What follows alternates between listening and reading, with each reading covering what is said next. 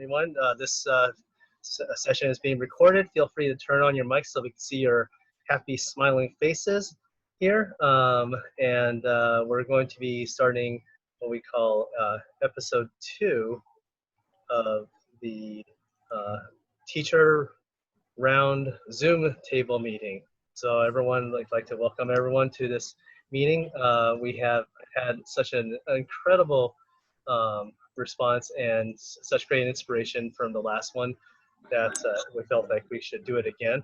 And we had such an amazing discussion that was inspiring, and we had a lot of great ideas that came from it. So this one, so we'd like to welcome everyone to this Zoom meeting. It's basically, I like to think about it, so this is real, raw, and relevant, and it's what teachers want to talk about. So we don't have any specific agendas. We just talk about what we're dealing with in life today and what we hope for in the future. And I titled this one A New Hope because the first one was we were just like trying to figure out what to do about the pandemic and what we were here to survive. So this one, and from that, like everyone basically said that, we're building a new hope for the future, and we will get through this together. And in a lot of cases, we're still waiting on administration to get their act together. So regardless of that, we will get our act together and make it through this. So here are room rules. Turn on your cameras because I'm going to be disabling this so we can see each other. Turn on your mic. We're going to leave it on open mic, so you don't feel free. You have to mute yourself unless you plan on playing drums during the session, or have excited puppies in the room. Type your questions in chat so that we can respond to them. I will say no requests for KP Compass demos because it's not the purpose of this. And switch to gallery view. So once I turn this off, you'll see a button that says speaker view or gallery view. And if you do gallery view, you'll see like what you see in the news, which is the Brady Bunch type of view where you have everyone all around you and you can look at each other virtually. We have a couple icebreaker questions that I would like you to type in chat to kind of get to know each other. So what and where do you teach? What is your favorite food or dish and why? We always get some really cool, interesting things, and interesting places you've traveled to in your life. I'd like to spend a couple minutes recapping what we did in episode 1, The Phantom Menace. Yes, not very original, and you can tell I'm a Star Wars geek. But I thought it was fitting because the coronavirus is definitely a menace that came out of nowhere. So we had some really good big ideas and really big ambition and things that we want to try to get done this summer. We talked about some really great ideas for fundraising during the pandemic. Speaking about how we don't have a lot of options, especially if you're doing kitchens and serving to the community. So we came up with some really great ideas to engage the community, such as working with food banks, local farms, local celebrities, and figuring out ways to get donations from groups and organizations. All of this came about because, as we can see here, there's a lot of great news stories, and you could become one of those great news stories too, as you open up your classrooms and your schools and figure out ways to get through this as well. Another great idea that came from it is like virtual tours are. So if we have a teacher that's really great with working with game, then they could maybe create a little mini virtual tour about that and their localized cuisine and dishes and then share it with all the other teachers, so we can kind of give a little bit of a more world or cultural cuisine that's actually generated by teachers. Somebody from Louisiana, New Orleans, SoCal, anywhere, everywhere. Cubano food, whatever it is like your wheelhouse. We came up with ideas like, create a hub so that we could share all this stuff, and I could definitely be there to help and facilitate that as well. Sharing lessons in projects like Teachers Pay Teachers, so that's another idea, but that'll probably be more long term. And we all thought about teaching in person and online, because a lot of people are facing the fact that, I have to go to school and then go home and then teach the online students as well, which is So without further ado, so that's my brief intro. But for those of you who don't know me, my name is Nai Wang. I'm a inventor, a coder, somebody who creates crazy, wacky ideas, and I've been serving culinary teachers for 20 years, developing tech solutions to help make your lives a lot easier. So another second thing is, like, for those of you who've known me in the past, you also know that I don't have long hair. Well, this is due to the pandemic, and I also don't have facial hair. So when we went to lockdown on March 15th, I'm like, okay, I'll not shave for like a couple of weeks or a month and see how far it goes. I'm on month 4, and this is all I could do in 4 months. So I usually don't do this because at month 1, I'm just really it's just so straggly. Stayed the course and everything like that. Okay, so so as everyone's appearing in the room, I just want to do one quick tip that I think that I always bring up and I never forget. I always forget to share with the group is the ability to translate web pages to any language and have it spoken to you. So because I shared this with a few teachers and like, oh wow, that's amazing. I take it for granted, so I just don't even think about it. But I want to show you how it can be done, and you can do it with virtually any web page or any website that has open web standards. So I'm going to be switching my microphone over to my phone so that you can actually hear what's going on. So can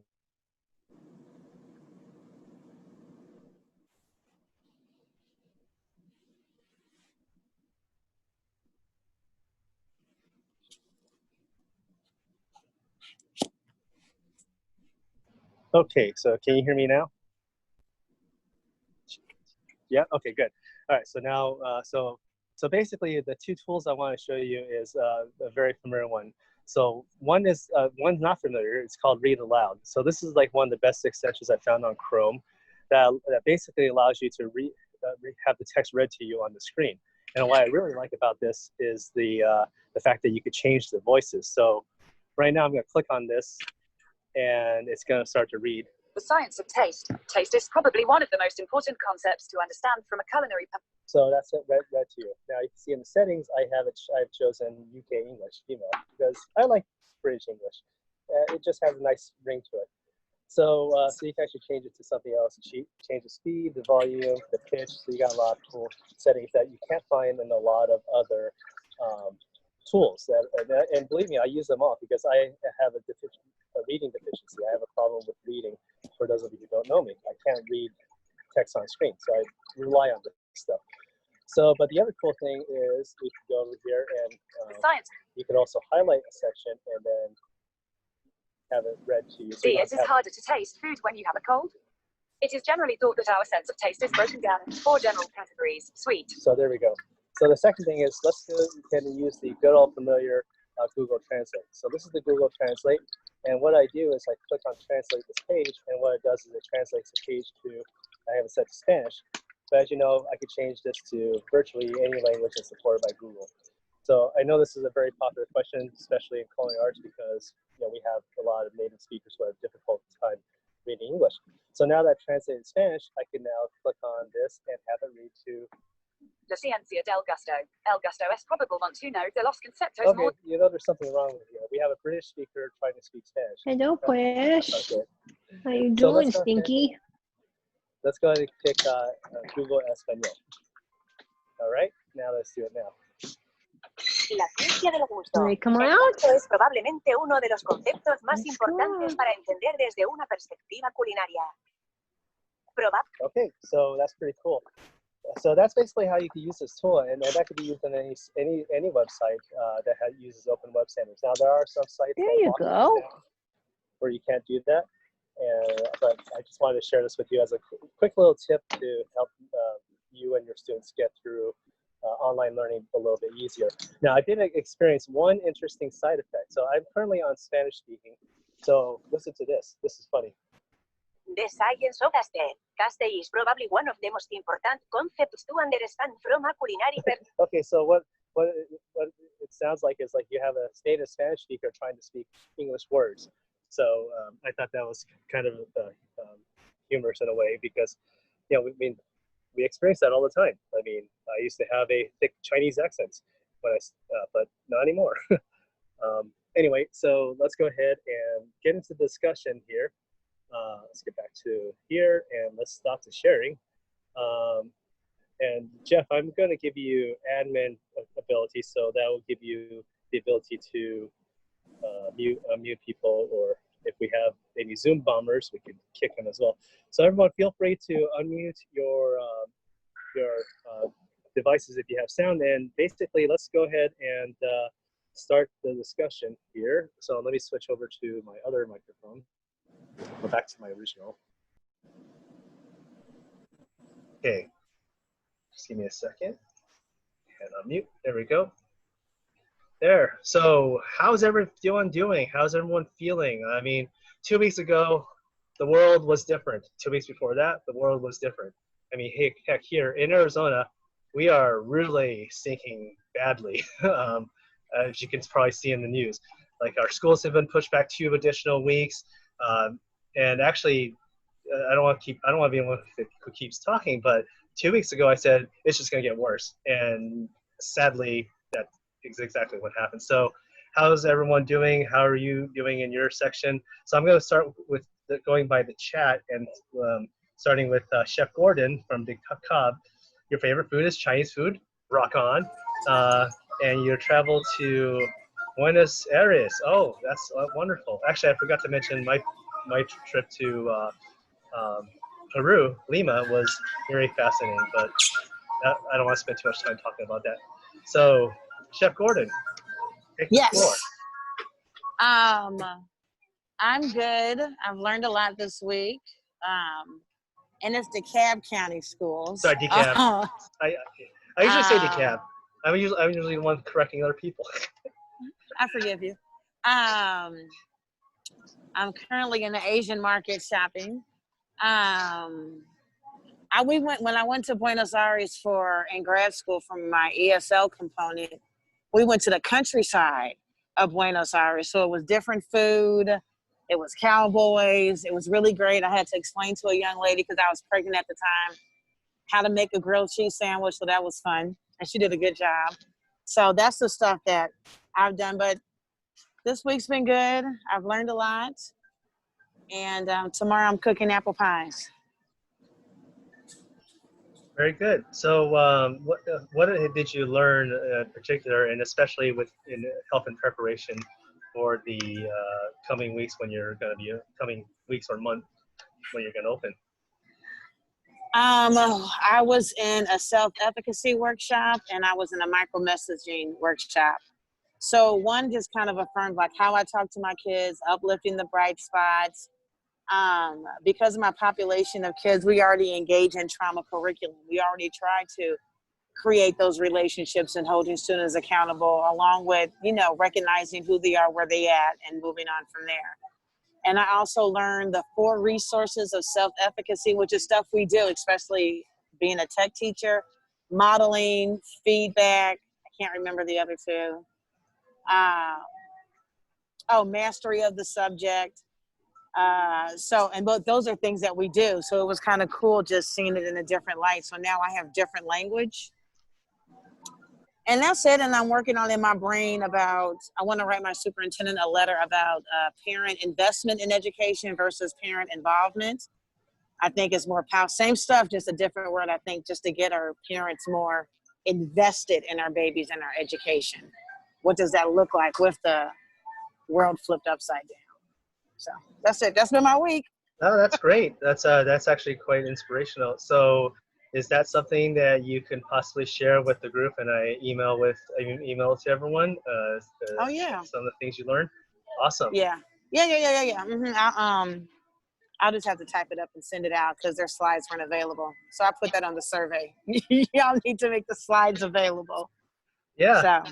Awesome. That'd be a really awesome way, especially with reframing the different language. I mean, this is all new to us, and language is very important. Online learning really isn't online learning. It's actually an online experience. Yeah. So it's really changed everything moving forward. Cool. So let's go move on down. We got Summer. I don't see the name with this. Somerset County Vocational Technical School. in Bridgewater, New Jersey. That's Mark. Jersey. Your favorite food is anything my wife makes. Peruvian, awesome. And most interesting place travel was Machu Picchu. So actually, yeah, right in line with what I was saying with Peru. Amazing town. I didn't get to go to Machu Picchu, but I did get to go to the fish market in Peru. So that was an experience. All right. So who is that? I didn't see the name. That's Mark. Oh, hey, Mark. Yeah. Hi. Good. Sorry, I didn't write my name. I got it down in this chat room a little bit more. Hi. So would you be able to share something that whatever you're doing to prepare for the future, ideas, inspirational ideas, and also like if you if you want to talk about your struggles, like that's also something that's also very useful to share as well, because like in our last session, we shared a lot of struggles and we found commonality in that as well. Yeah, basically, I'm just looking to replace old material that we've had. We've depleted our textbook sources for certain levels of our kids, and I came across this a few weeks ago, more than a few weeks ago now, and I have been slowly trying to digest all of what you offer, and you've been very, very helpful and kind to me along the way. Jeff, too. Hi, Jeff. How are you? I'm just really trying to piece it together and see how it might best apply to our curriculum. We do have 4 years of curriculum. Kids are not necessarily freshmen when they come in. They could be sophomores, juniors, so they could enter at a slightly older age, but they're all considered year one. And then they're at a separate class. And then years 2 and 3 and 4 are combined. Years 2, 3, and 4 could be share time students, and then another class of years 2, 3, and 4 full-time students. And because they're all in the same room at once, we've had 4 different textbooks for 4 different years, and matching workbooks and all that, which was pretty effective. Seems to just kind of be wearing off, and I just want to try to find something that would engage students more, and help me deliver it better too as a teacher. I want to be a better teacher too, to them. That's great. Thanks for sharing. So yeah, and moving forward, you'll find that we have a really great support group and group of teachers that will be there to assist you and share their best practices as well throughout the year. So we got a great group of minds and passion behind everything. So thank you, Mark, for sharing. Now let's look at E.B. Baldwin from Maine. Favorite food is local and seasonal. So whatever's available, right? That's right. Hello, everyone. I'm Evie. I work at Bath Tech in Bath, Maine. I teach culinary 1 and 2. We have juniors and seniors for a half a day. We were told that they're to come back in a blended learning session, so we'll have kids every other day is what they're looking at, and then the day off there'll be home learning. So just working on that. We have a new learning platform we have to use called Brightspace. Ooh, fun. So learning how to do that, that's mandated by the district. And just wanted to see what this was all about. So good to see everyone. Yeah, absolutely. So was there any like what Leslie shared in the very beginning? Like, have you encountered anything inspirational in the past couple months moving forward? And what are, you already said that you're planning on doing blended. And what are your thoughts about doing that style of learning and also like like AB style, like where half the kids come in one day, half the kids come in another day, and then you have to do both online and in person? Yes, that's exactly how we're doing it. The students will come every other day, and then their off day, we have to provide an online component for them to work on at home. So I was thinking I'd maybe do like a flipped classroom. Yeah, that's perfect. Something to do that, and then I guess just figuring out how to set up cleaning and sanitizing stations on each bench and having enough space between everyone. And we obviously won't be able to run our cafe and things like that. So Yeah, and actually, I just had a conversation with Clark County down in Las Vegas. Their numbers are going up too, but they told me a very interesting way that they're rolling it out, which I haven't really heard yet. Is they're doing A/B, but in this way: Monday, Tuesday, Group A, then Wednesday they close down the school and sanitize it, clean and sanitize it, and Thursday, Friday, Group B comes in, and basically it's like that style. Instead of every other day, you have two solid groups, 2 days in a row. So I don't know. Has anyone is set up for that, or have you that style? we have a bunch, sorry. We Sorry. have a bunch of sending schools, so we can't go that way. It was Okay. just the kids just come to us half day. Good. So Carrie, you had something to say? Well, my district is in northern Nevada, and what I've heard, because we've gotten no solid information from our leaders as to what exactly is going to happen, they are looking at that Monday, Tuesday, close down Wednesday, Thursday, Friday model. But we have seven class periods, so we run a 3x3 with a skinny in the middle. So it ought to be interesting to see how it happens. We're in a school of about 1750. I have about 160 students across 3 levels. So I'm just going to be really happy when I know more information. I just finished a month-long course on blended learning through a company in Colorado. So not knowing exactly what learning management system we're going to have has been kind of challenging, not knowing that information. We did use Google while we were out in the spring, but I've heard that we're going to be bringing on a new program, which will just mean that we'll have to relearn all of that program before we can launch. So I never got a chance to implement KP just because my district didn't want us going out and doing that at the end of last year. I am interested in adding it for this upcoming year.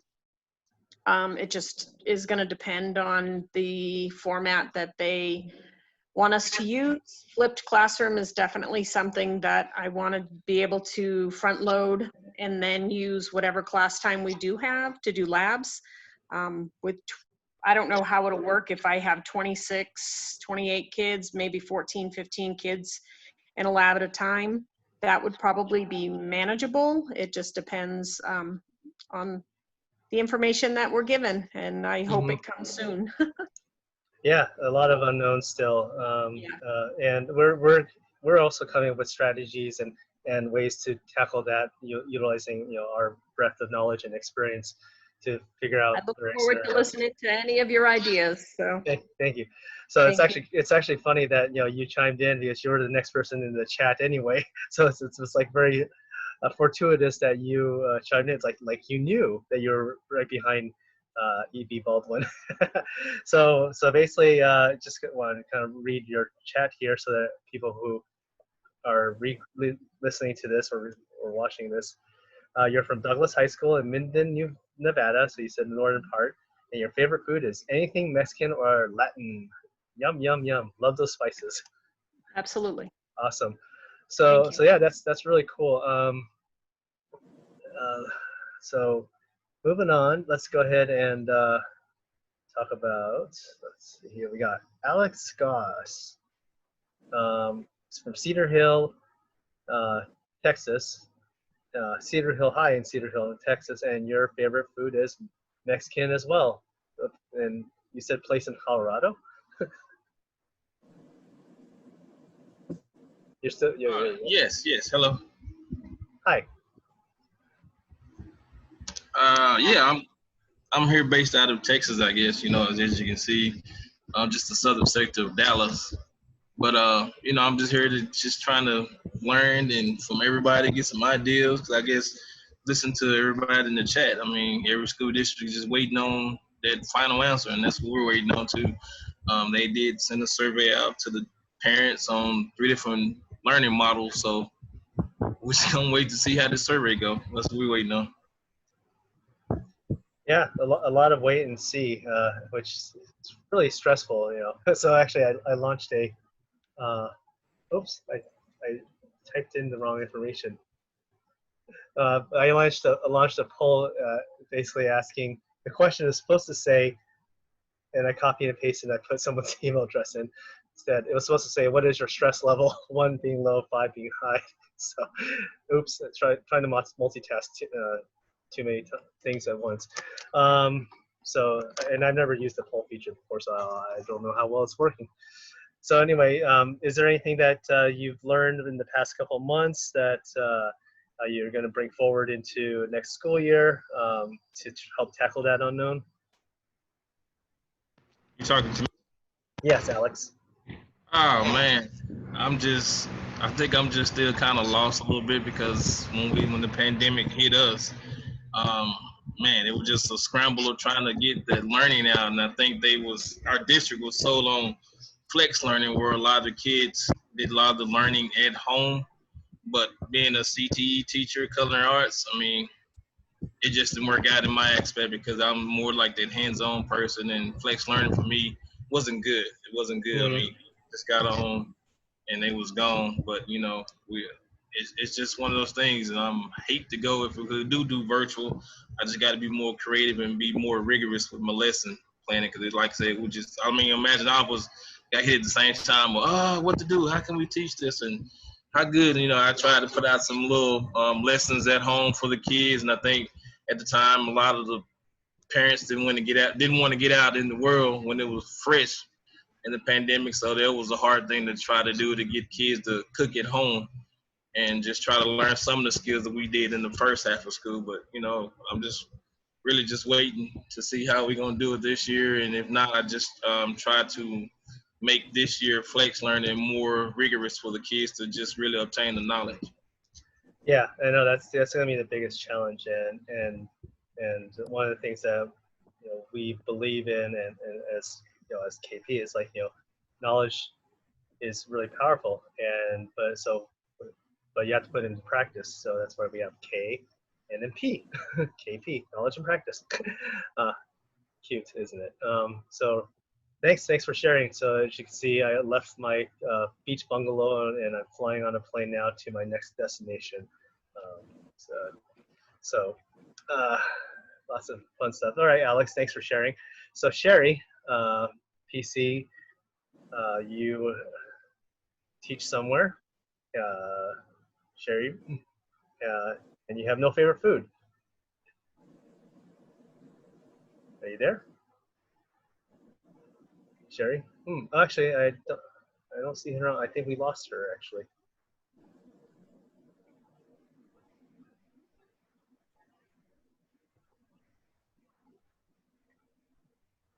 Okay, so wait, Mark here typed in twice. Annette, you're up next. So Annette's from La Brea, Alabama, hospitality tourism teacher, travel tourism, and enjoy traveling everywhere. Favorite food is farm to table. Awesome. Hello, everybody. I'm actually from a little town called Bayou La Battery, Alabama. It's on the coast and as far south as you can go into the Gulf of Mexico. And it's a little fishing village that we live in here. And I teach hospitality and tourism. I've taught culinary arts for several years too.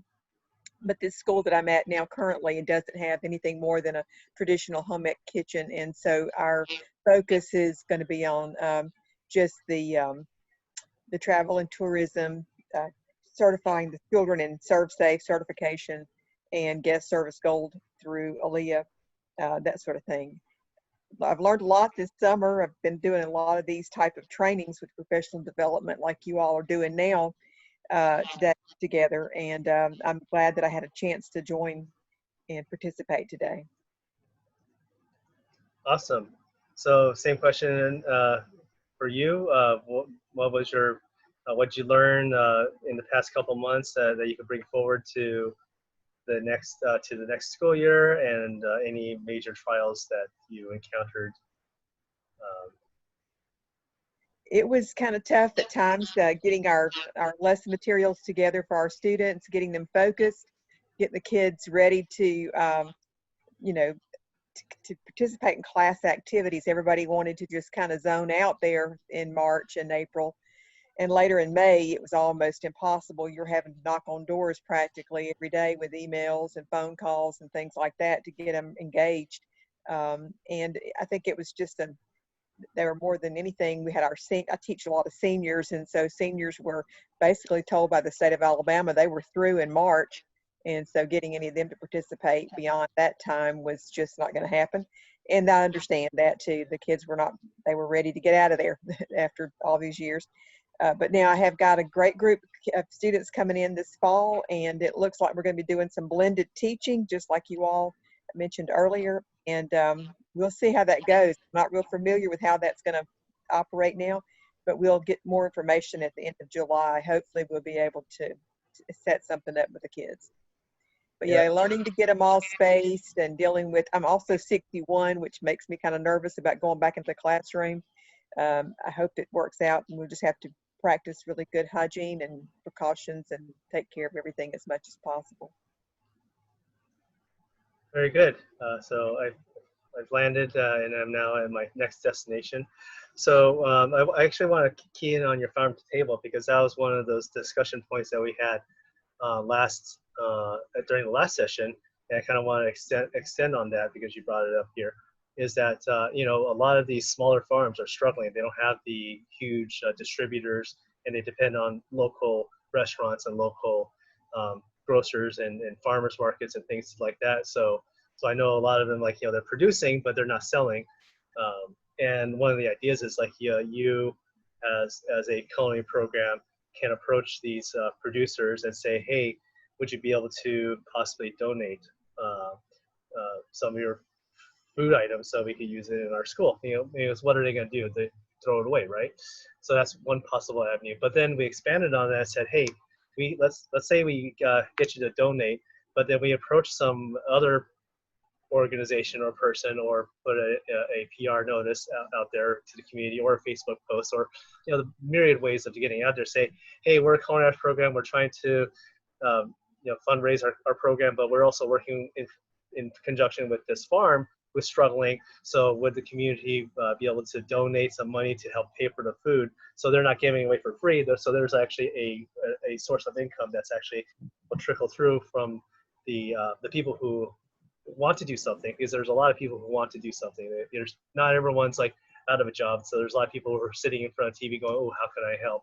And people want to help local, you know, as opposed to donating to, you know, the Feed America, which is a great cause, but, you know, if we can help people right around our neighborhood, then people will tend to help out that. So that's it. So, you know, farm to table, you could go like farm to school, and then, you know, another way to think about it. So that was a really cool idea that came up from the last session. So how does everyone think about the feasibility of that? Anybody can chime in. I've talked to the person over the community farmers markets in Atlanta, and so she said, whatever, just let me know when I'm ready. Awesome. Because, you know, because my kids have done demos for them with the East Atlanta Village, and we were starting doing old ways cookings. It was a partnership they had with a senior citizen home, teaching them African diasporic diet, which is more plant-based. So she was like, just let me know. And I said, okie dokie. That's great. Yeah, and you'll see that there's a lot of people who are willing to help. I mean, we're all in this together. So, you know, there are a few shysters out there that are trying to make a quick buck, but for a majority of people out there, they're all good-hearted. They want to help. They want to be helped, and that's really good. And it's good that you had that established relationship. Anybody else? What are your thoughts about that particular topic? Oh, you're Deborah. You're muted for some reason, or I can't hear you. You're not muted, but we can't hear you. So you're oh, there we go. Oh wait, nope. Nope. Heard a nope. you might need to call in using the phone number on the invitation. It sounds like your computer audio is not working. So if you click on the lower left and you click on the up arrow next to mute, you could choose switch to phone audio. Oh, I think I heard you say something. Nope, you're just beeping, so your computer's messed up. So yeah, switch to phone audio and we'll get back to you. Anybody else? Gotta love technology. Oh, you didn't have to leave.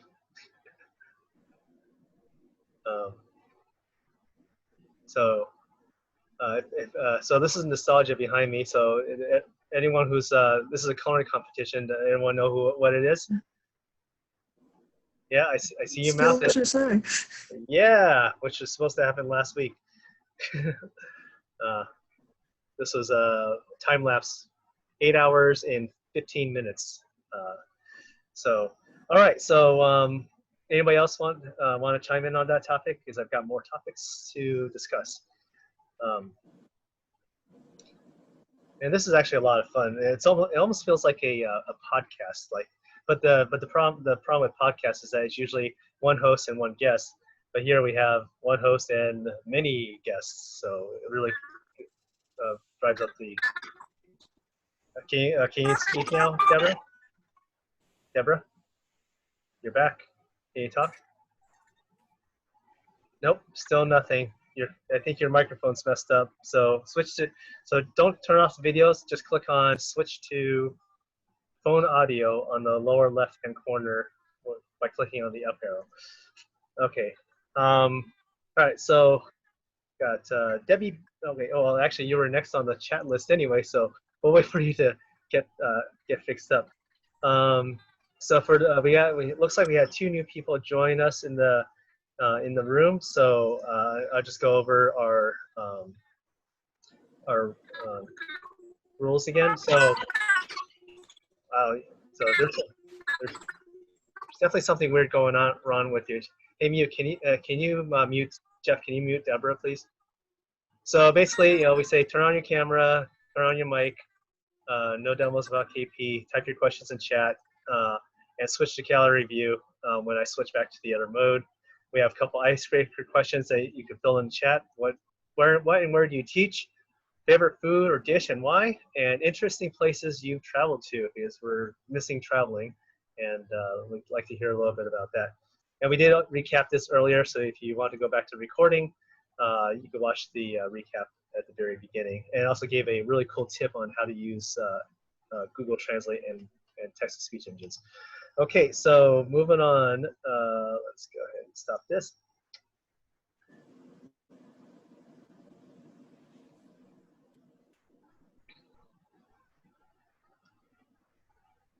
Okay, anybody have any open-ended questions that they'd like to start a discussion about? Because I don't want to hog the conversation.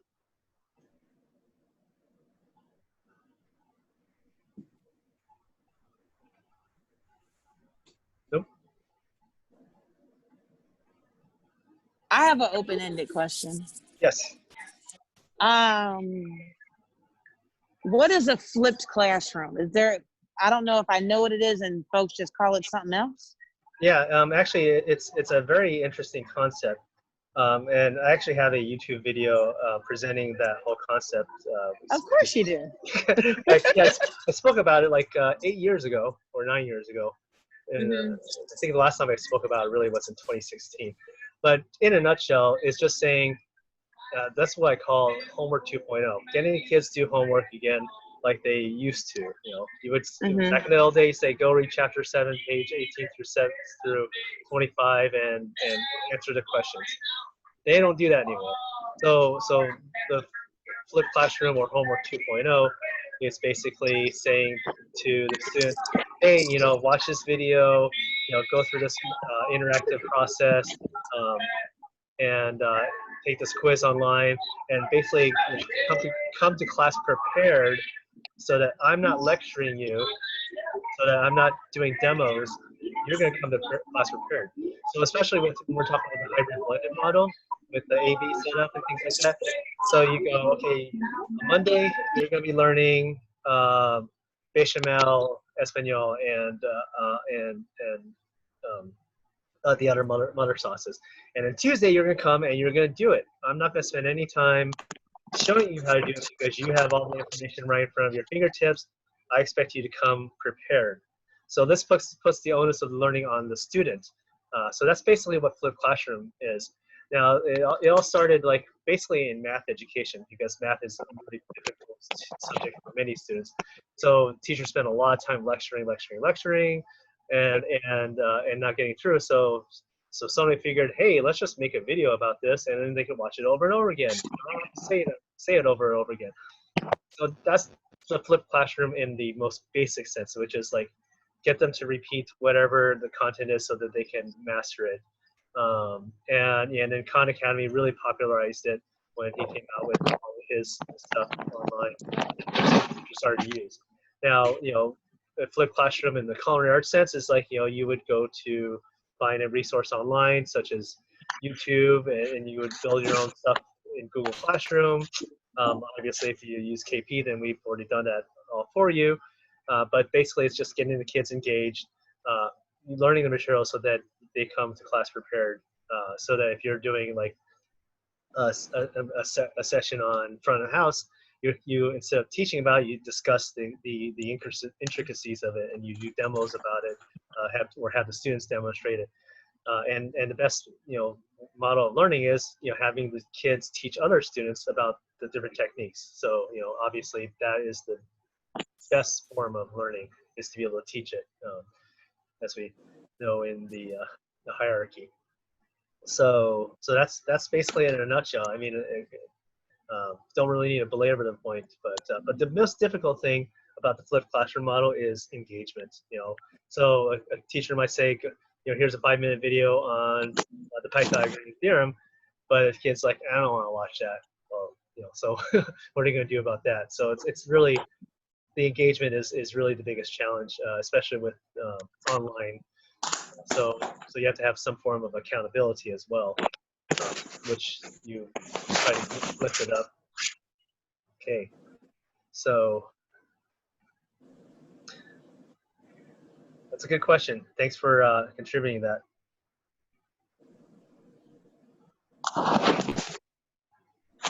Now, with the one of the other really awesome ideas that we came up with was the local tours of your area. So, and teachers sharing like the cuisine and things like that. I just kind of want, so the other group was really into the idea, which is basically, shooting a video, coming up with like a little written like activity, and seeing how they kind of share their local area with everyone. So this is a new group. So I don't know if you watched the other video or not. I know some of you have. What are your thoughts about that idea? Just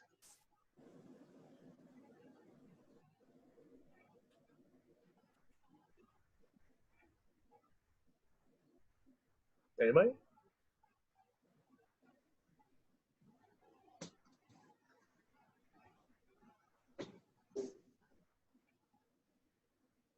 Can you hear me? Okay. Actually, so I'm going through the list here. So Charla, looks like you're new here. Are you around? Yes, can you hear me? Yes. Sorry, I'm sitting in my doctor's office. Oh, okay. Is it okay to talk, or is it? Yeah. Oh, okay. Yeah. I'm just waiting. So we had a little. I mean, so you probably can't type into chat like I asked earlier. So introduce yourself. Where do you teach? What do you teach? Where do you teach? What's your favorite food and why? And where was an interesting place you traveled? Oh, wow. I teach in Las Vegas at a K through 12 school. And I think I'm about just a couple of years away from retirement. Wow. So a lot of this is being really thrust on you. Interesting place I've traveled, probably, I don't know, Canada, I guess. And what else? Favorite food and why? Oh, mashed potatoes and gravy. Oh, My comfort food. good old comfort. One of my favorites too, Yeah. actually. Yeah. That's cool. So you're so I know Evie Baldwin's in Nevada as well. So I guess is it a statewide thing to do? No, not Evie. Who was it? No, it was someone else. I'm getting a little. Maybe it was Carrie. I think it was Carrie. Um, but yeah. So it sounds like maybe the state of Nevada is going to the Monday, Tuesday, off on Wednesday, Thursday, Friday model. Yeah, that's what it sounds like right now. So we'll see them one time a week and then the rest online. Mm-hmm. Or 2 days a week and then online, right? Yeah, it's 2 classes on one day and then 2 classes on the second day. Oh, okay. Yeah, A so different we get model. about 2 hours. That's interesting. Yes. So, what were some of the challenges and things that you learned in the past couple of months that you're going to take with you to help you with opening this next school year? I think mostly for me it was just a lack of direction. We didn't know what we were supposed to do, really. And the kids were not being held accountable for any work. But now this year they will be, they say. So I think it's going to be like motivating them during their 3 days online. That will probably be a challenge for me. Yeah, especially like when the governors announced those last year when they no grades count. Talk about a bombshell on everyone's ability to motivate. But I think one of the bigger challenges moving forward is, especially if you have returning students, is how do you make up all that lost time? How do you make up the 2 to 3 months of information that they were supposed to have received? And Yes. because you can't not know something moving forward. Like you have all these gaps now. Yeah, we missed a whole quarter. So.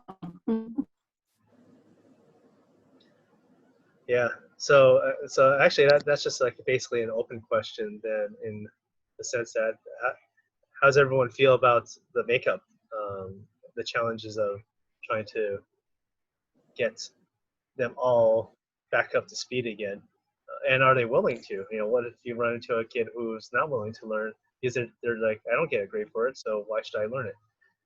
Kind of attitude. Okay, did I get my technology Oh, fixed yay! now? Yes, you are on. Okay, well, then, let's skip that question because we got Debbie's introduction over in Lancaster High School in Lancaster, Ohio. Actually, last time we had a couple teachers from Ohio, so that was pretty cool. So it looks like they get college credit, so you have a college articulation for your school as well. Yes, and our program is 12 years old. We are kind of a dinosaur because I teach in a comprehensive high school, but we have our own career tech program. So our kids don't go out to a career tech center. We are our own. And that's kind of because we compete against all those big VOTECs that, get a lot more money than we do as this small. Our high school's about 1,600 kids. We have 13 career tech programs, and we have to recruit our students from that program. And like I said, I started the culinary program there. It's 12 years old. My biggest challenge, and I was one of the first, I was probably in the first group that immediately went to KP when you offered it. And I did not have much of a presence of because we run a full-blown catering company. I insanely compete at FCCLA, Pro Start, and Skills. So I had like 7 teams ready to go to competition. In fact, our competition stuff is sadly still packed in the kitchen because we were one day out from competition when school got shut down. So I had a lot of mixed emotions from the kids who had been working hard. And then when I switched to KP, I overwhelmed them a little bit because since I do have to sign off on the college credit, I was in a little bit of a panic mode. You know, how am I going to get all this done?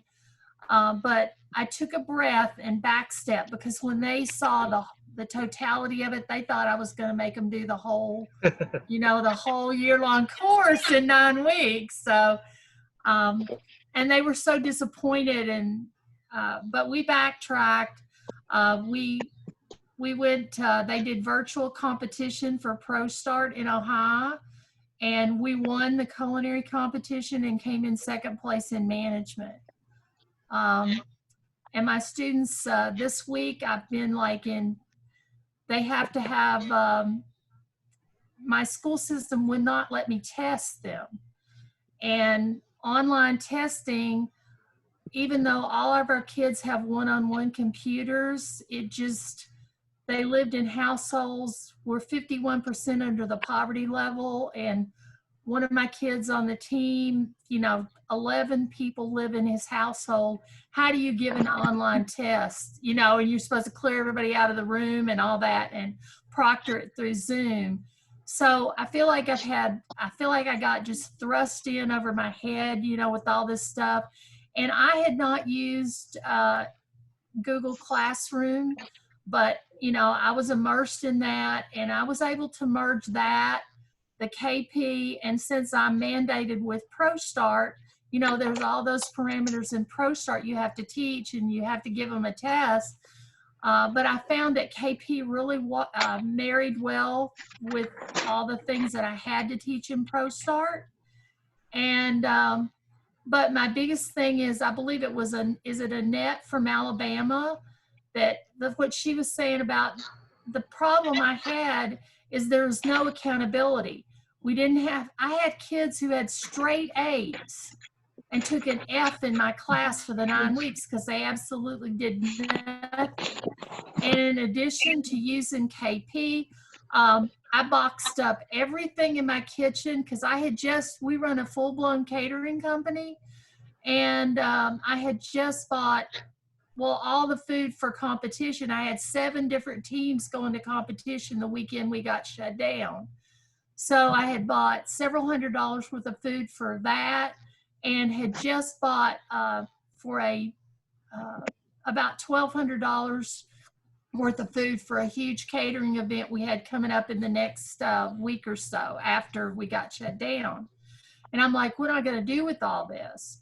So I boxed it all up individually because my kids are, you know, I knew that I couldn't just assign them to cook at home because I send food home on a regular basis because they don't even have food to feed their family as it is, let alone get in a pandemic.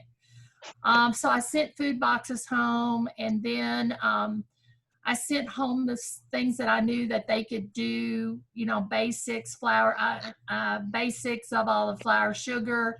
I did buy some eggs. You know, I couldn't send a lot of cold stuff home, but I did. And they and their parents had to come in with social distancing and all of that to pick it up. That worked pretty well. I sent them seeds home I mailed them seeds to grow herbs at home. So I tried a lot of other hands-on things, everything I could think of, because as time went on, they got less and less engaged. And as the state said, you don't have to test, you don't have to be responsible for that. The kids just dropped off like flies. Like the first couple of weeks, they were good. Now, my biggest thought is now the juniors have seen that the seniors didn't have to do anything for 9 weeks because I only teach juniors and seniors. How's this all gonna work we're probably going back right now they moved school back a week, so we're scheduled to go back the week before the last week of August. But the governor here in Ohio is set to announce what the plan is. And we've been given 3 scenarios: go back as normal, stay all online, or do the blended. Somebody talked about that earlier, like 2 days, they'll be split in 2 groups, and then they'll clean on Wednesdays and clean on Thursday. But I do want to give you my experience. I'm sitting here and at 67, I'm in a high risk group. And because I finally convinced them, my students earned over $200,000 in scholarship money from those competitions. And that's life changing for them. But they don't get it unless they take the ProStart test and have all these work hours in. So I've been running around trying to get all this collected, and to bring them into school last week and this week and give them that test. I had to write about a 14-page epistle to the health department, and I had to give every movement from the parking lot till the time I brought them in to take the test, what computer desks they were going to set out, everything. So knowing that, I mean, I'm just sitting there thinking, what in the world's going to happen when school starts if I had to do that to bring in 12 kids to take a 1-hour test? You know, if they're going to be that stringent on just letting them sit there and I had to do a tracking form. So I'm very concerned about the mechanics of all of it and how I'm going to be able to run labs and get my students. I'm like regrouping how I'm going to present this to all the students, because they're going to have to be a lot more accountable, I think, than we made them accountable for the last 9 weeks. I think we did a very big disservice to them. And I'm sorry I'm taking up so much time. I do want to weigh in on the farm to table thing. Yeah. We work with, we've been working for the last 2 or 3 years. We have a nonprofit group here that does like, it's like they can bring in, they sell locally sourced meats, vegetables, baked goods, all that kind of thing. And they run the farmers market from May to October. And so my class has been engaged with them.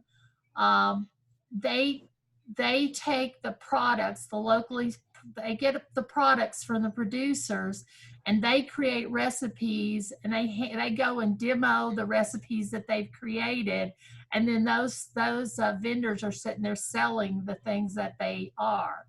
And so we've done a lot of stuff in the community like that. So reach out to people in your community.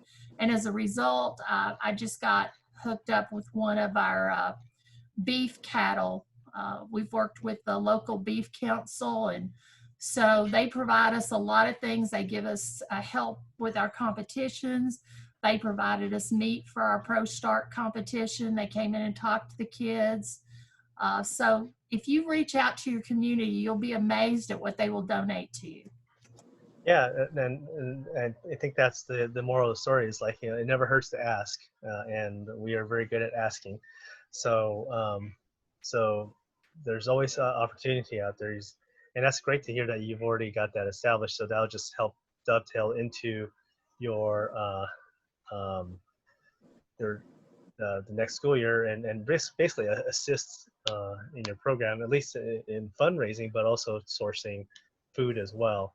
Because, like, you know, when you were speaking about, like, you know, how you provide food for your students and things like that, you know, one of the things that we talked about was, like, you know, maybe approaching food banks and having them put together weekly or bi-monthly kits that you could just basically give them a laundry list of stuff, shopping list, and they could kind of put that together as well. I don't know how the logistics on how those work, but you know, there's just some creative ideas that are out there to try to work with the community, which I think is probably the most important thing that we can do right now. We can't really rely on government or anything else. We're pretty much, from what it sounds like, we're here to fend for ourselves. Great, thanks for sharing, Deborah. That was some really good information. It actually gives me an idea, because, like, you know, what you've done and what I think it was Leslie did, and a few other teachers. Think what I'll do is I should probably create like a Google Doc and have you share what you've done so that teachers can pull ideas from it, and then basically share the doc and make it available for anybody to read it, but also add to it. But not open. They have to have permission first. We don't want somebody destroying a doc, although you can't because it's Google Doc. So yeah, I think it will be a brilliant resource to have you guys like share, and then we can even get more participants involved in sharing what they've done, working with their local farms and food banks and community in organizations. So thanks for sharing that. Yeah, and Mark wrote in the chat. He said, "Yeah, motivation is challenging." I don't know if you want to say it or you want me to say it, but even a go ahead, you can say it. Oh no, you're right. It is challenging to motivate those students. Maybe have lost touch just through many different things. We don't know what they're going through as well. I personally struggled with setting up lesson plans and Zooming and all of that jazz was great and everything, and it was hard for me. But then again, you set up one of these lessons, you think it's cool, and then maybe you get one or two participants, and then you make assignments. No matter what assignments you give them, either before or after or what, doesn't seem to be working as much anymore. Even before this pandemic, I was noticing that. Like a shift in attitude? Yeah, very much so. Very much so. For the past couple of years now, I've seen it very much a flipped student, if I must say. So I don't know. I've tried different approaches and then the different skill levels too, and of course IEPs and everything. What grades I do really you want to teach? try to learn more about what they're going through. How can I need information so I can try to help them more. What grades do you teach again? 9, 10, 11, and 12. Okay, so basically, is there such a group as the post millennials, or we call them the pandemic generation? Oh, that's a terrible name, but yeah, but I don't, it's amazing the circumstances that some of them live under, and we don't know because we're not there, but and and I'm sure all of us made endless calls home. That's probably what we spent most of the time doing, less teaching and more checking in on them at this point, seeing if everything was okay and documenting the fact that we were doing that and all. Would be kind of refreshing to get back to the teaching too. And that's why KP caught my eye because, as I stated before, we are a school that's relied mostly on the textbooks, and I was introducing some video things along the way. We had a camera in our shop where I was taking, here's how to use the burr mixer, and here's this, and that was very cool and everything. Good for kids who were absent and they could, check it, or anybody keep a video. I was instituting on Chromebook that they have their own notebook. And so they had recipes and they had videos and they had a portfolio section and they had a handout section, just, teaching those organizational skills and everything.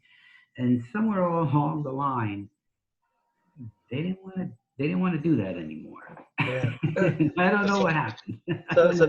So that is an interesting observation that you've made because we talk about the millennials and the millennials are getting into their adult ages now, entering the workforce.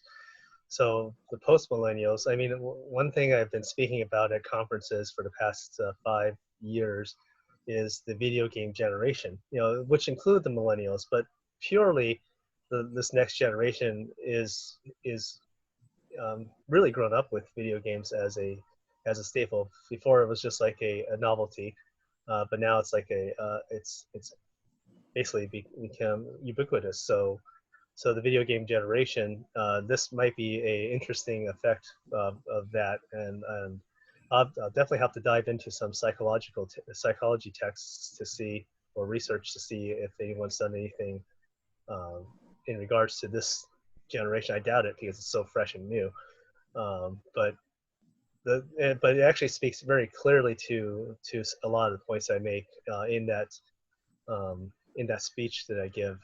And I give, last year I gave it like at High Schools at Work. If you want to watch it, it's really informative because it really gets you into the mind of the gamer. So really, that shift in attitude can be attributed to their focus and need for constant stimulation and video games,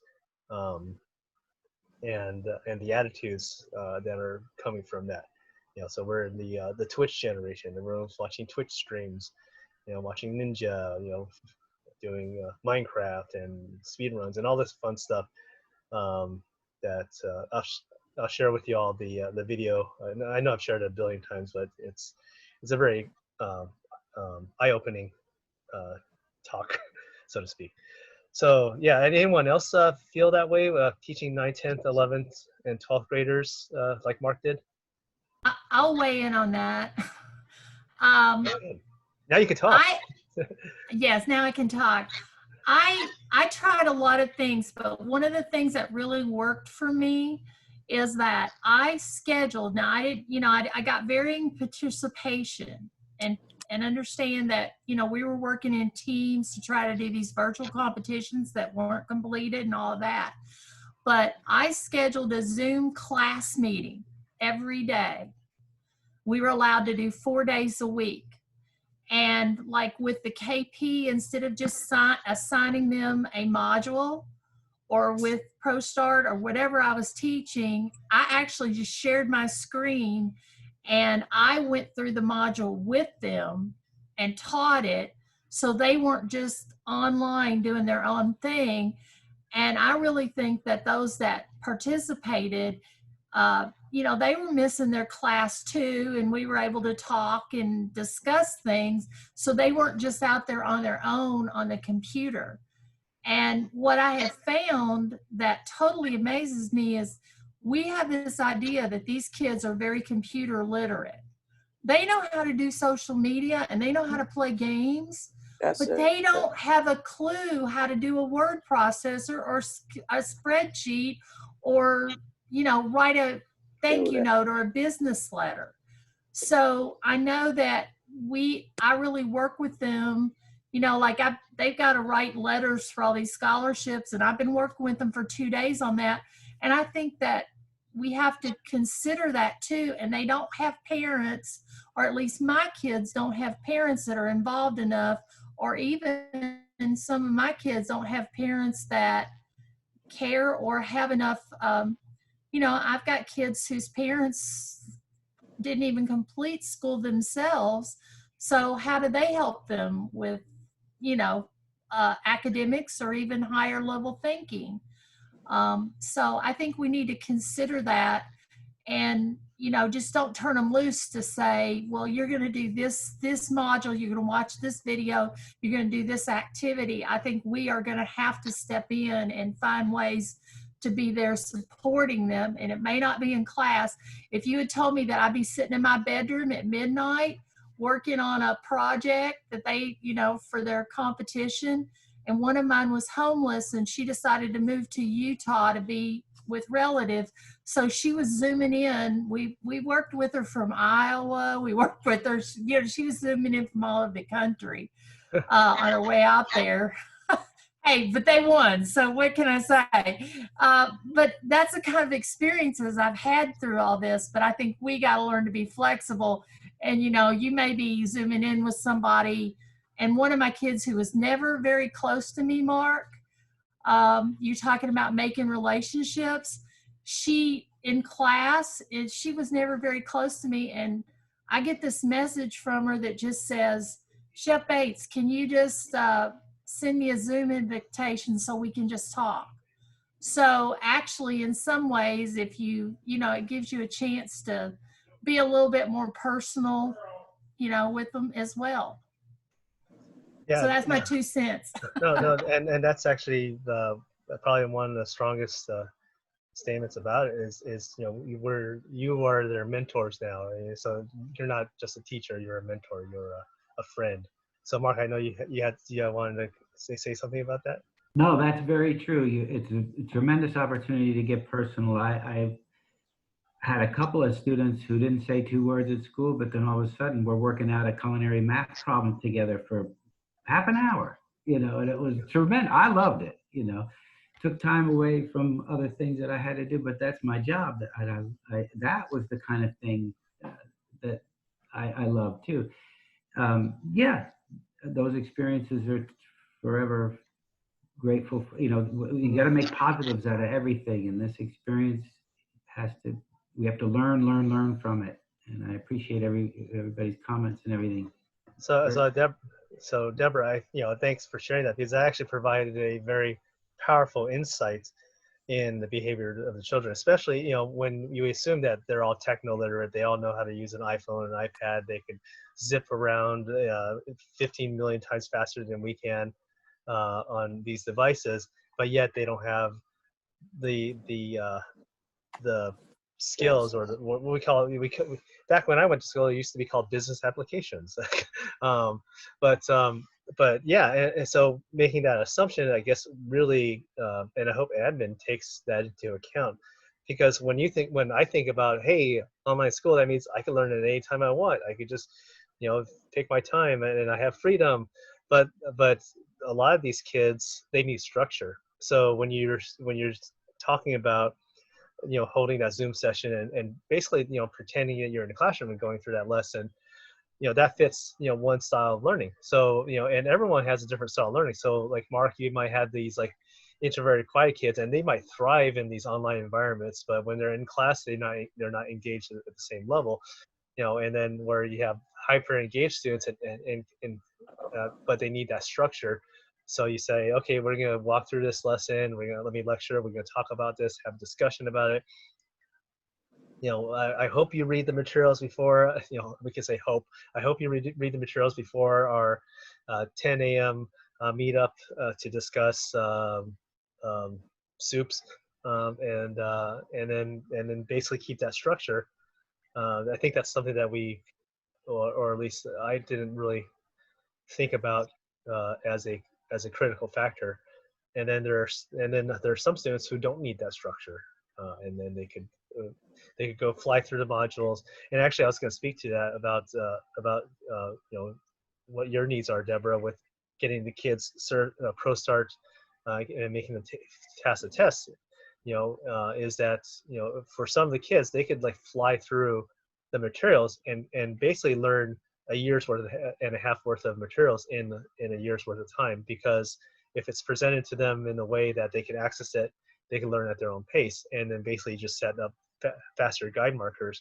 Because these kids can absorb the information. That their brains are just sponges, and just got to make sure that they go through the remediation process that we designed to make sure that they do know the information, and they can zip through it. I mean, they can learn at a 2 to 3 times faster rate than through a textbook or through just a lecture. But then you can focus your time on the students who can't thrive in an environment, and then spend more time zooming with them. So yeah, that's very powerful. Thanks for sharing that. Let's see here. So we have a few more chat items. Let's see. So I like thanks for that topic about motivation, even with the classroom style, Mark. So Annette asked, are we doing a certificate of participation for, am I doing a certificate of participation? Well, maybe. I mean, so I guess the question is like, in order for me to issue a certificate of participation, what do I need to provide? Because I'll be happy to do that. I know that a lot of it has to be sanctioned by the schools, but you could definitely prove that you learned something here. So whatever you need me to make, Annette, we'll be happy to do that. And we appreciate that. A lot of our administrators just want to know that we've participated in something, and this just kind of gives it a verification. And generally what I usually do is I can attach the copy of the video or something like that from Zoom or something. But I do appreciate you looking into that. That'd be great. Yeah, no, yeah. I mean, the intent of this session is for everyone to share and learn, but we could definitely go down that route. You know, if you need to fill PD hours or something like that. I mean, it's definitely valuable. It's not like we're sitting here watching a boring PowerPoint presentation about who knows what. um, so yeah, so we have we're at about 1 hour and almost 20 minutes. So I just want to get a general feeling of the room.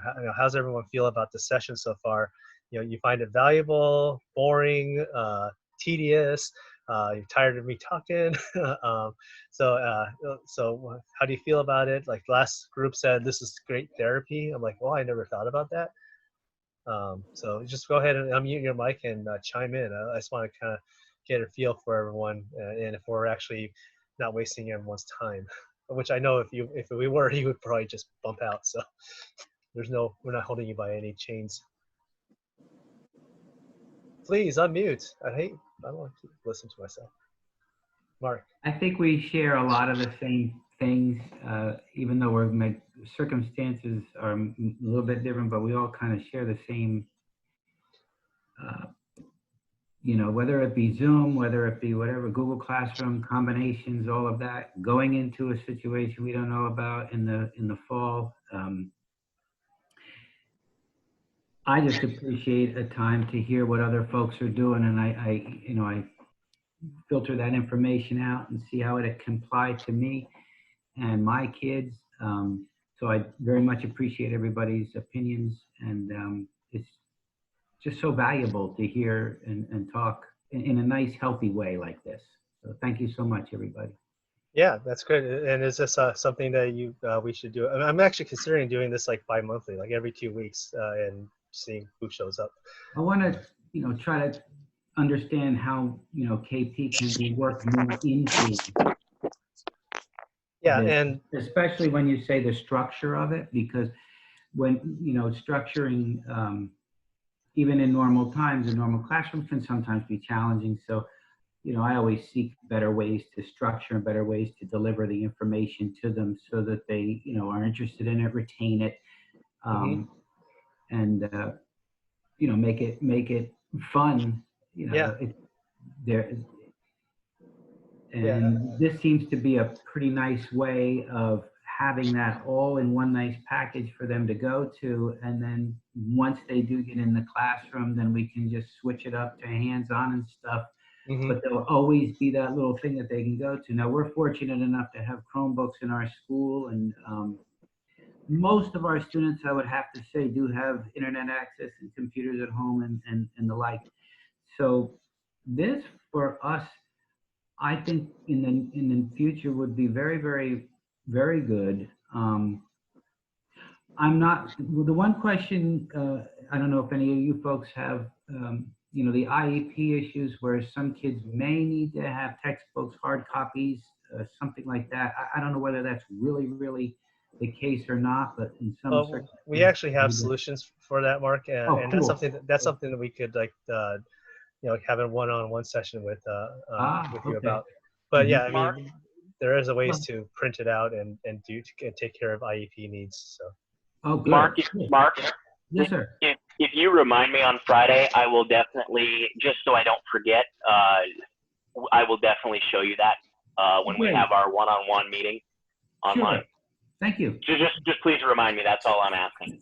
Wrote it down. Yes. It's one of those things that I say I'll do it now, but I very well could have forgotten by 2 days. So. Yeah, we're so busy.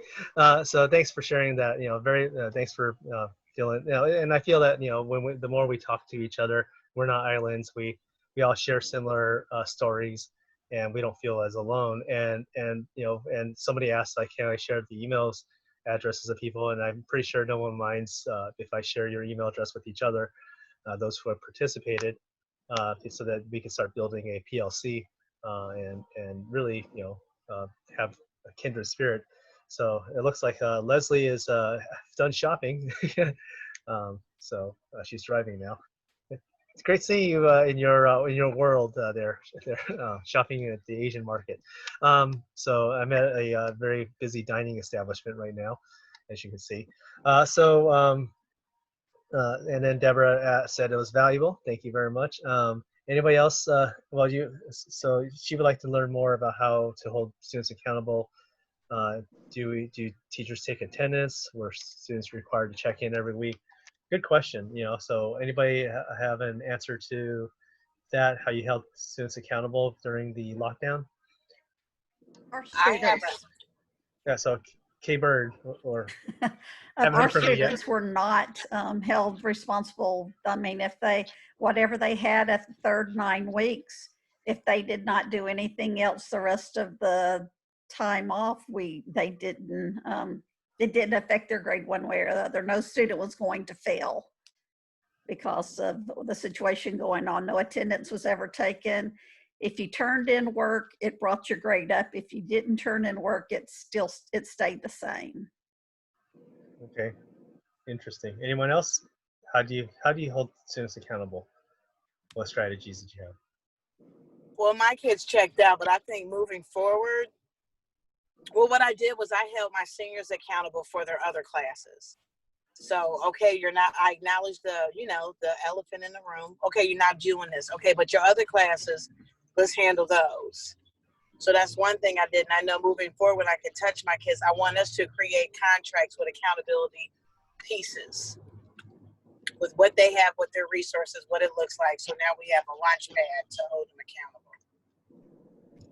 But I think giving support in some way to students is, and I let my kids know, you could fail. If you were failing before March 13th, you got to we still going to have to put in time and work to raise your grade up like the Very good. Awesome. Anyone else have any further ideas on that? We had the same situation too, as far as accountability. The students basically, once they finished out on that third quarter, last 9 weeks, that was the grades. But now I tried to make it interesting for the kids and try to do something that would be motivational for them. I did a victory garden kind of thing. I called it my pandemic victory garden, Corona garden or whatever. And that was fun. And I think that found, I had a few kids that followed that. And that was kind of interesting. And a few cooking labs. That was, interesting. We filmed here at the house for the students. But it is going to be a different, going forward, it's going to be a lot different than that this year, because I know we've got to get, we got to cover all bases, and that's going to be difficult.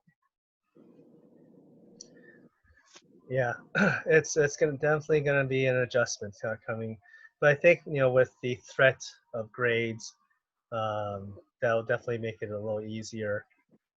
It's about the makeup. How do you make the makeup without grades? That's gonna. I predict that's going to be the biggest challenge, especially you, Deborah, with the ProStart, trying to get them to pass those tests too.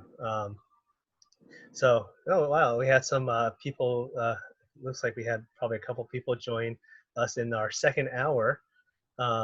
So I just want to get a general sense of the room. Like, I know you guys, a lot of you have been with me for almost an hour and a half. Feel free to drop out at any time. Just don't feel obligated to stay. Is it okay if I drop out? I'm getting really bored. Oh, you are? Okay. So who is this? Okay. I don't know who that was, but anyway, that was funny. We'll call him the jokester. But well, actually, I didn't see anybody leave. The numbers are the same. I wonder what the heck is going on. But anyway, so if the two new people who have joined, Nai Wang, why is there so many people running around behind you, mate? There's like 400 people running around behind you. Wait, it says Alex Goss is talking? No, it's not you. So, we might have a bomber I think here. you've been hijacked. Something hijacked you. So we could kick the other. Which one is it? Which one? Okay, the one without the.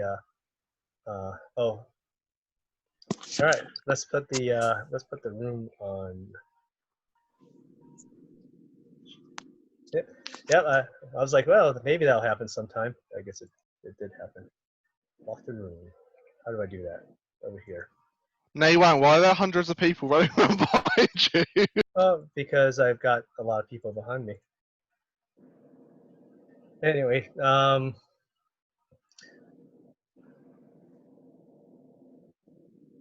there it is. Okay, let's. Hey, I'm going to make a comment on somebody that they ask about the virtual wall behind you. You know, I'm all about finding, I don't have a lot of money to spend and everything. And I didn't put it up tonight, but I made a screen. Like I just took, you know, the poster boards that you do for like science fair, the trifold poster boards. So I just taped those together and made me a wall behind my computer. And I Wow, got on, Deborah, that's so interesting. I think you're a really smart and clever individual for creating such a cool and unique. All right. and Take them out. and I went on Amazon and bought a $15 green tablecloth, lime green tablecloth, and that creates your own green screen behind you, and you can do those virtual things on it. Because on Zoom, you can have a virtual background if you have a green screen behind you. Mm-hmm. iPhone, the new iPhones can do it without the green screen as well. But you are right, you need the green screen. But if you have, I believe it's iPhone 8 or higher, you can do it. And it's just in settings after the meeting starts, but you'd have to have a picture. Also, but I also made that barrier because I felt weird teaching my kids in my bedroom. yeah, and actually, I get that. Certain laptops, like the newer ones, probably not the ones you have, can actually do it without a green screen because it uses a new graphics processing technology. So in the settings, they'll say, it'll say use virtual background, and it'll have another option, or use green screen. So I think that there's definitely a lot of ways to play around with it. Or you don't even have to put a green screen. You could put a certain color sheet as long as you're not wearing that color. Right. Kind of like it could be a floating head. But yeah, so I think that well, I guess one of our new participant was a Zoom bomber. This was actually advertised in a public forum, so I guess they might have found it somehow. Yay for him! I hope he got a lot of great, valuable information about teaching to students virtually. So this has been great. So is there anyone else that hasn't spoken yet that'd like to share before we conclude the session? Because I'm sure, like you and me, we could talk for hours because we're teachers. Anyone else want to say about how they felt about the session, how valuable it was, and actually any other topics in the future? We'll try to think of something new to talk about.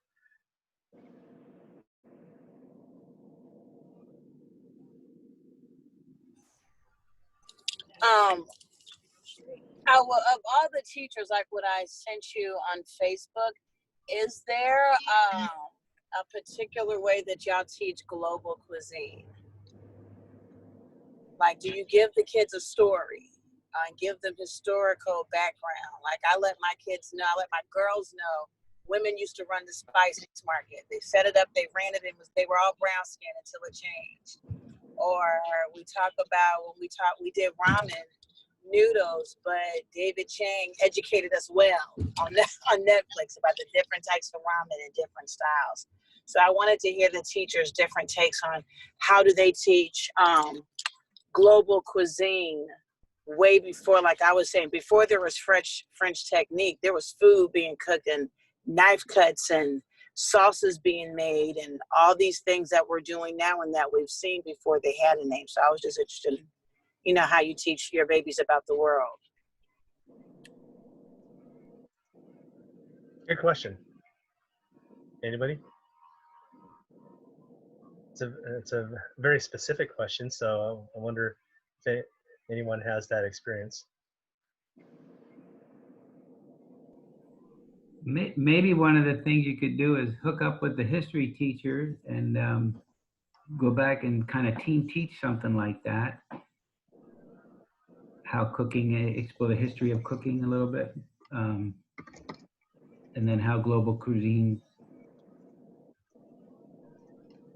studying geography and things like that.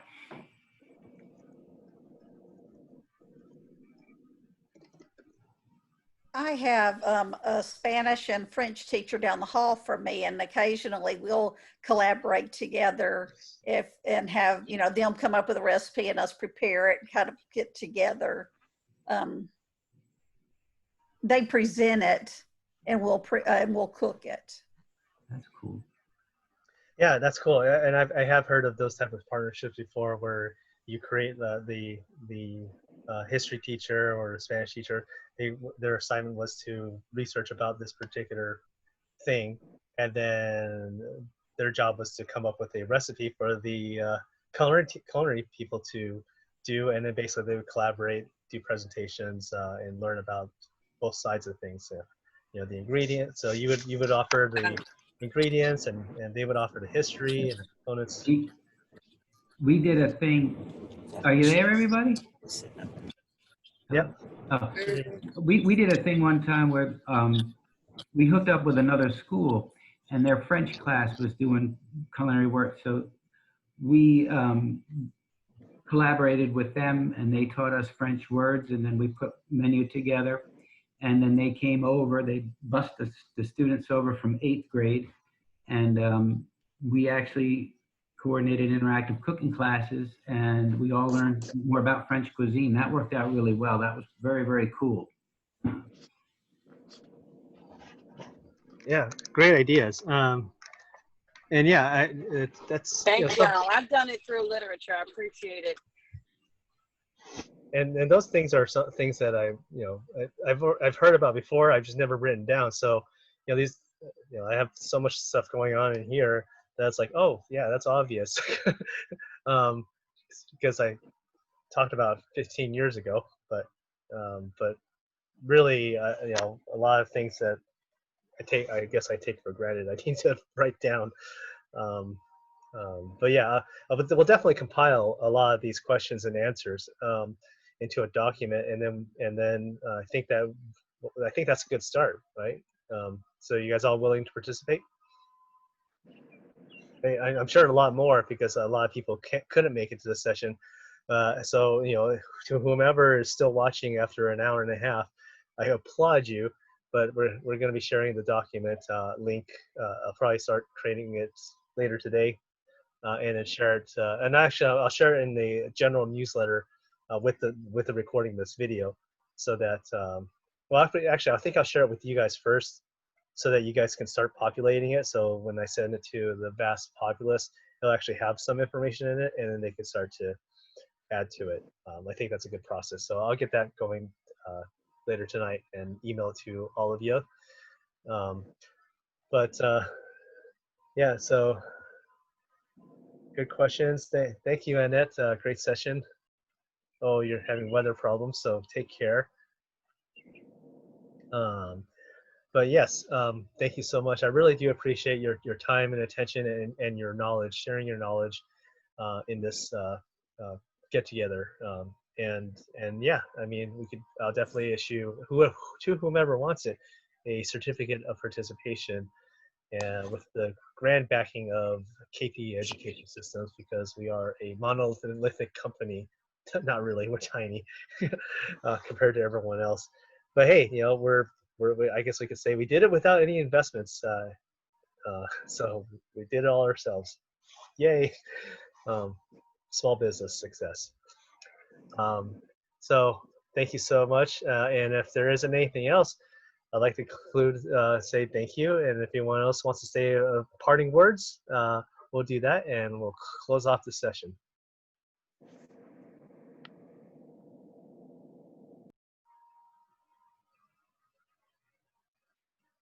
All right, thanks everyone.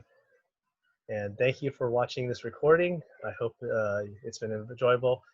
And if this is a podcast, which I might throw it into a podcast audio version, be sure to watch the video to see some of the things that I talked about earlier on. Goodbye. Bye, Deborah. Bye. Yeah. I just have one question. I was going to ask, you know, my question I asked about the test questions.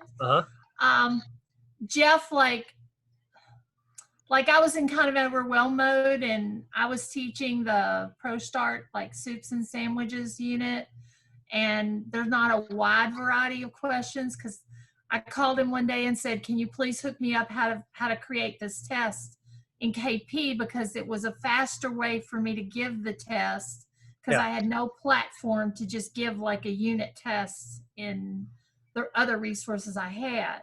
But you know, like in ProStart, there's a lot more questions that are like, what are the parts of a sandwich? What are, you know, like the spread and all of that. Short answers and things like that. Short kind of answers. So I just wondered if you'd be, because that is a huge, that is a big part of the 80 question test. And I can say that to you because I've actually helped write the ProStart test, and I've helped write ServSafe tests. Yeah. So a lot of it depends on what can be automatically graded. So like something like that, you know, has to be human graded, obviously. You know, what are the parts? Because otherwise, unless if they say the exact word or type it in exactly. So those are like, it can be automated. I mean, that was just kind of an example off my head. So there's two types. It'll give the definition, and then they'll have to define it. So, I mean, they'll have to choose what that definition is. Yeah. So if it's a multiple choice, then yes. If it's a short answer, like they multiple type choice, one word, then yes. If it's like a kind of like a writing a reflection question, like a kind of like a not essay, but like a short answer, write a sentence or two. That could be done through projects, which will then have to be graded by you. But so those are like, that's the next level of questions. But all that can be, you can add your own. But if there's certain ones that you would like to add globally, meaning that, you know, if you want to, you give me a subset of questions and I could throw it into our global item bank, we could also do that too. So since you said that you have helped and participated and did question writing for both those organizations, we could definitely talk about, you know, things that if you want to add to it, we could do it either for you or for everyone as a whole, you know, so that it could go out to anybody who has the soup section or something like that. Right, because I've got to get with Jeff and schedule my session. Yeah. But that's my July project. Yeah. So if you want it globally, then all you have to do is give us the question, the answer, and where you want it, and then we could actually make those editorial modifications from our side. So you don't have to actually do it. So Jeff will probably show you how to do it yourself, but if it's a global thing, then we'll do it. Oh, cool. That's very cool. You have been so accommodating. It was just really good to work with the product, and I feel like I've just barely got my feet wet, you know, because I was so like scrambling all over the place. Don't worry, you're gonna become a pro pretty quickly here. It's there's a lot of cool things they can do. Well, thank you so much for all you're doing, and I think this working with other teachers from all over, because I'm a big networker. I guess you can tell by my big mouth and my not shyness in speaking. No, that's good. You have to be. Because I'm like in 2 or 3 different Facebook groups, and that's really helped because we've gotten so many cool new ideas from it. And I think this one is really going to be excellent. Thank you. I appreciate that opinion. Because I know that some of those Facebook groups are pretty awesome as well. Sometimes overwhelming, but pretty awesome. All right. Well, I hope you have a great evening, and I'll look forward to scheduling the next one. And if you have any forums where you want somebody to participate, I'm the overachiever. I'll be glad to help in any way I can. Thank you. I'll send out some preliminary documents for people to start working on, and let's see what happens. You know, okay, cool. All we can do is ask. All right. Have a great evening, everyone. Thanks. Bye. Bye.